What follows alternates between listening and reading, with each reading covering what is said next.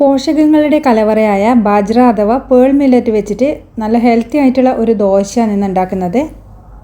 മലയാളത്തിൽ കമ്പ് എന്നറിയപ്പെടുന്ന ഒരു മില്ലറ്റാണിത്. അപ്പോൾ ഒരുപാട് മില്ലറ്റ്സുകൾ ഉണ്ട് ഇന്ന് നമ്മൾ പലരും ഭക്ഷണത്തിൽ ഉൾപ്പെടുത്തുന്നത്. അതായത് റാഗി, അതുപോലെ ബാജ്ര, പിന്നെ നമ്മൾ ലിറ്റിൽ മില്ലറ്റ്, ഇതൊക്കെ നമ്മുടെ ശരീരത്തിന് വളരെ നല്ലതാണ്.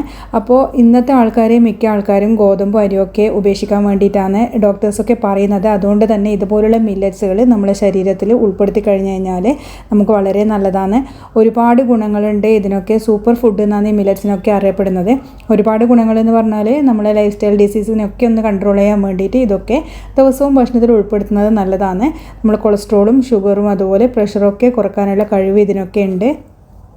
അപ്പോൾ നമ്മൾ ഹെൽത്തി ആയിട്ടുള്ള ദോശ ഉണ്ടാക്കാൻ വേണ്ടിയിട്ട് ഞാനിതാ ഇവിടെ ഒരു 1/4 കപ്പ് പേൾ മില്ലറ്റ് എടുത്തിട്ടുണ്ട്.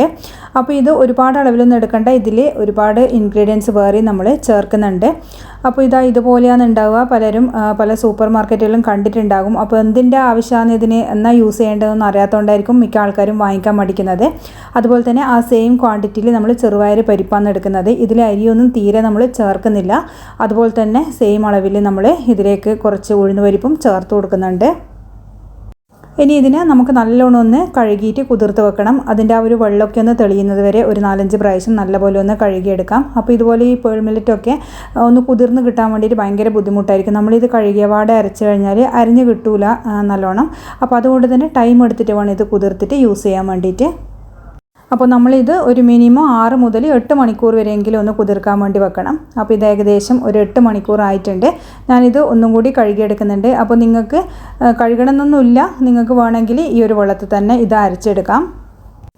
അപ്പോൾ ഇത് കഴുകിയതിന് ശേഷം ഇതാ വീണ്ടും മിക്സിൻ്റെ ജാറിലേക്ക് ഇട്ട് കൊടുക്കുന്നുണ്ട്. ഇനി ഇതിലേക്ക് ടേസ്റ്റിന് വേണ്ടിയിട്ട് കുറച്ച് ഇൻഗ്രീഡിയൻസും കൂടിയും ചേർക്കാനുണ്ട്. ഒരു കഷ്ണം ഇഞ്ചി ചേർത്ത് കൊടുക്കാം. അതുപോലെ എരിവിന് ആവശ്യമുള്ള 3-4 വറ്റൽമുളക് ചേർത്ത് കൊടുക്കാം. പിന്നെ നമുക്ക് കുറച്ച് കുഞ്ഞുള്ളിയും കൂടിയും ചേർത്ത് കൊടുക്കുന്നുണ്ട്. കുഞ്ഞുള്ളി ചേർത്ത് കൊടുത്തു കഴിഞ്ഞാൽ നമ്മൾ ഈ ദോശ ചുടുമ്പോൾ നമ്മൾ ആ ദോശക്കല്ലിന് പറ്റാണ്ട് നല്ല നേർങ്ങനെ നമുക്ക് നല്ല ക്രിസ്പി ആയിട്ടുള്ള ദോശ ഉണ്ടാക്കിയെടുക്കാൻ പറ്റും. അപ്പോൾ ഇതൊക്കെ ചേർത്ത് കഴിഞ്ഞാൽ പിന്നെ ഈ ഒരു ദോശ നമ്മൾ കഴിക്കുന്ന സമയത്ത് കറീൻ്റെ ആവശ്യമൊന്നും ഉണ്ടാവില്ല. ഇതിലേക്ക് വേണമെങ്കിൽ വെളുത്തുള്ളി, കറിവേപ്പില, അതുപോലെ ജീരകമൊക്കെ ചേർക്കാം. ഇനി ആവശ്യത്തിനുള്ള വെള്ളവും ചേർത്തിട്ട് നമുക്കിതൊന്ന് അരച്ചെടുക്കണം. അതിന് മുന്നേ ഉപ്പും കൂടി ഒന്ന് ചേർത്ത് കൊടുക്കുന്നുണ്ട്. അപ്പോൾ കല്ലുപ്പായതുകൊണ്ടാണ് ഈ ഒരു സമയം ചേർക്കുന്നത്. പൊടിയുപ്പ ചേർക്കുന്നുണ്ടെങ്കിൽ നമുക്ക് അരച്ച് കഴിഞ്ഞതിന് ശേഷം ചേർത്താൽ മതി.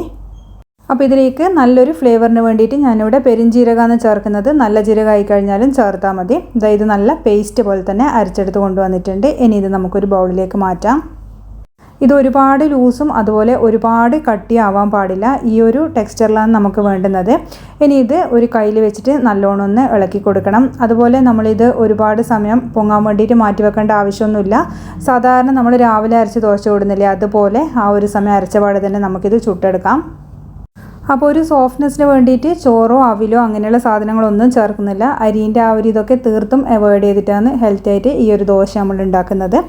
അപ്പോൾ ഇത് നമുക്ക് ദോശ ഉണ്ടാക്കാൻ തുടങ്ങാം. അയണിൻ്റെ ഒരു ദോശക്കല്ലാണ് വെച്ച് കൊടുത്തത്. അപ്പോൾ നിങ്ങൾക്ക് നോൺ സ്റ്റിക്കിൽ വേണമെങ്കിൽ നോൺ സ്റ്റിക്കിലും ചുട്ടെടുക്കാം. അപ്പോൾ ഒരു മീഡിയം ഫ്ലെയിമിൽ തീ വെച്ചതിന് ശേഷം നമുക്ക് എണ്ണ പുരട്ടി കൊടുത്തിട്ട് ആ കല്ല് നല്ലോണം ചൂടായിട്ടുണ്ടെങ്കിൽ അതിലേക്ക് കുറച്ചൊന്ന് പച്ചവെള്ളം തളിച്ചിട്ട് നല്ല നേർങ്ങനെ നമുക്ക് ദോശ ചുട്ടെടുക്കാം.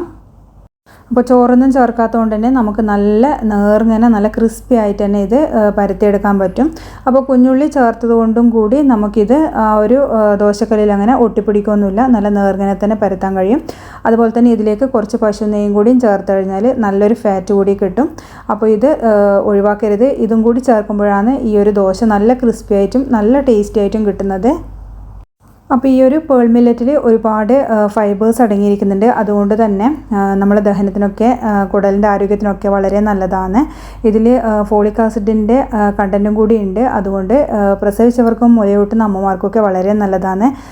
വളരെ പെട്ടെന്ന് തന്നെ ദഹിക്കുന്നത് കൊണ്ടും കുട്ടികൾക്കും വളരെ നല്ലതാണ്. ഒരു 6 മാസം കഴിഞ്ഞിട്ടുള്ള ആ ഒരു കുട്ടികൾക്കൊക്കെ നമുക്കിത് കൊടുക്കാം. അപ്പോൾ ഒരു ഭാഗം ഫ്രൈ ആകുന്ന സമയത്ത് നമുക്ക് തിരിച്ചിട്ടിട്ട് ഒന്നും കൂടി ഇത് ഫ്രൈ ചെയ്തെടുക്കാം. അപ്പോൾ എത്രത്തോളം നമ്മൾ ഫ്രൈ ചെയ്തെടുക്കുന്നോ അത്രയും നല്ല ക്രിസ്പി ആയിട്ട് ഇത് കിട്ടും. പ്രത്യേകിച്ച് നിങ്ങൾ ആ ഒരു കുഞ്ഞുള്ളി ചേർക്കാൻ മറക്കാൻ പാടില്ല.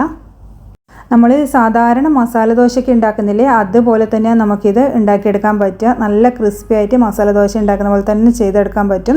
ഇനിയിപ്പോൾ ഇത് മസാല ദോശ ആക്കിയിട്ട് നമുക്ക് ചെയ്യാം. ഇതിനുള്ളിൽ മസാല നിറച്ച് കഴിഞ്ഞാൽ മസാല ദോശയായി. അല്ലെങ്കിൽ ഇത് നമുക്ക് നെയ് റോസ്റ്റ് പോലെ കുട്ടികൾക്ക് കൊടുക്കാം. ഇനിയിപ്പോൾ കറി ആവശ്യമുണ്ടെന്നുണ്ടെങ്കിൽ മീൻ കറീൻ്റെ കൂടെയോ നമ്മൾ ദോശയ്ക്ക് ഉണ്ടാക്കുന്ന ഏതൊരു കറി, അതായത് ചെറുപയർ, കടല, അങ്ങനെ ഏതൊരു കറീൻ്റെ കൂടെയും ചേർത്ത് കഴിഞ്ഞാൽ ഇത് നല്ല ഹെൽത്തിയും കൂടിയാകും. അപ്പോൾ രാത്രി ഡിന്നറിനും അതുപോലെ രാവിലെ ബ്രേക്ക്ഫാസ്റ്റിനും ഒക്കെ പറ്റിയ അടിപൊളി റെസിപ്പി ആയത് നല്ല ഹെൽത്തി ആയിട്ടുള്ള ഒരു സൂപ്പർ ഫുഡ് എന്ന് തന്നെ നമുക്കിതിനെ പറയാം. അപ്പോൾ പഴയകാല ആൾക്കാർ ഇതുപോലുള്ള മില്ലറ്റ്സുകളൊക്കെയാണ് അവരുടെ ഭക്ഷണത്തിൽ ഉൾപ്പെടുത്തിയിരുന്നത്. അതുകൊണ്ട് അവർക്ക് നല്ല ആരോഗ്യമുണ്ട്. ഇന്നത്തെ തലമുറ എന്ന് പറയുന്നത് പല പുതിയ പുതിയ ഫുഡുകളോടാണ് അവർക്ക് ഇഷ്ടം. അതായത് KFC, ബർഗർ അതുപോലുള്ള ആ ഒരു ഫുഡിനോടാണ് അവർക്ക് താല്പര്യം. അതുകൊണ്ടാണ് ഇന്നത്തെ തലമുറേൻ്റെ ആരോഗ്യം നശിക്കുന്നതും. ഇതുപോലുള്ള മില്ലറ്റ്സ് ദിവസേന നിങ്ങൾക്ക് 1-2 പ്രാവശ്യം ഭക്ഷണത്തിൽ ഉൾപ്പെടുത്താം. ഒരുപാടായിപ്പോൾ വേണ്ട, 3-4 പ്രാവശ്യമൊന്നും ഭക്ഷണത്തിൽ ഉൾപ്പെടുത്തണ്ട. എല്ലാം നമ്മൾ ഒരുപാട് കഴിച്ചു കഴിഞ്ഞാൽ നമ്മുടെ ശരീരത്തിന് മോശം തന്നെയാണ്. അപ്പോൾ അമിതവണ്ണമൊക്കെ കൊണ്ട് ബുദ്ധിമുട്ടുന്നവർക്കും അതുപോലെ ഡയറ്റൊക്കെ നോക്കുന്നവർക്കും ഒക്കെ വളരെ നല്ലതാണ് ഇത് കഴിക്കുന്നത്. അപ്പോൾ തീർച്ചയായിട്ടും എല്ലാവരും ഇതുപോലെ എന്തെങ്കിലും റെസിപ്പി മില്ലറ്റ്സൊക്കെ വെച്ചിട്ട് ഉണ്ടാക്കിയിട്ട് ദിവസം ഒരു നേരത്തിലെങ്കിലും ഭക്ഷണത്തിൽ ഉൾപ്പെടുത്തുക. വീഡിയോ ഇഷ്ടമായാലും ലൈക്ക് ചെയ്യാനും ഷെയർ ചെയ്യാനും അതുപോലെ സബ്സ്ക്രൈബ് ചെയ്യാനും മറക്കരുത്. ഇനി അടുത്ത വീഡിയോയിൽ കാണാം. താങ്ക്